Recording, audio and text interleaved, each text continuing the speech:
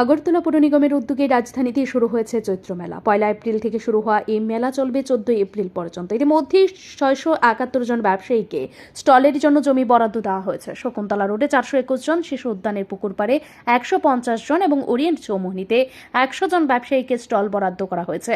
প্রচণ্ড গরমের মধ্যেও ব্যবসায়ীরা পেটের তাগিদে পিচ ঢালা রাস্তায় বসে ব্যবসা করছেন।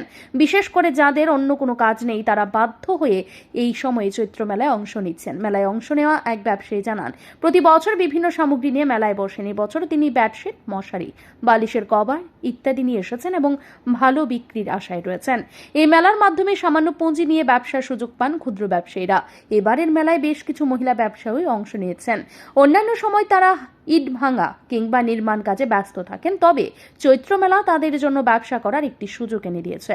তারা আশা করছেন এই মেলা থেকে কিছুটা হলেও আয় হবে, যা পরিবারের চাহিদা মেটাতে সাহায্য করবে।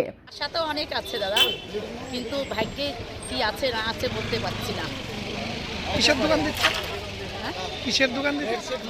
বেডশিট, মশারি, বালিশের কভার, কোল বালিশের কভার, এগুলো ভ্যারাইটিস মাল। মাত্র খুললাম। এরকম আশা আছে? দেখি না, অনতিত কিছু চালাতে পারছি না। অন্যান্য বার এবার প্রথম নাকি আগে এসছে? না, আগেইছি কিরকম হতে হবে? মোটামুটি। যদিও পৌর নিগমের উদ্যোগে প্রতিটি ক্ষুদ্র ব্যবসায়ীকে 5 ফুট করে স্টলের জন্য জায়গা নির্ধারণ করে দেওয়া হয়েছে, তবে অভিযোগ উঠেছে যে একাংশ রাষ্ট্রবাদী নেতা স্টল বরাদ্দের জন্য 20 থেকে 25 হাজার টাকা করে দিচ্ছেন। যদিও এই বিষয়ে রাষ্ট্রবাদী দলের কোনো নেতা মন্তব্য করেনি, তবে এতে ব্যবসায়ীদের মধ্যে চাপা ক্ষোভ তৈরি হয়েছে। কেউ মুখ খুলে প্রতিবাদ করতে সাহস পাচ্ছেন না, কারণ অভিযোগ করলে তাদের ব্যবসার সুযোগ হারানোর আশঙ্কা রয়েছে।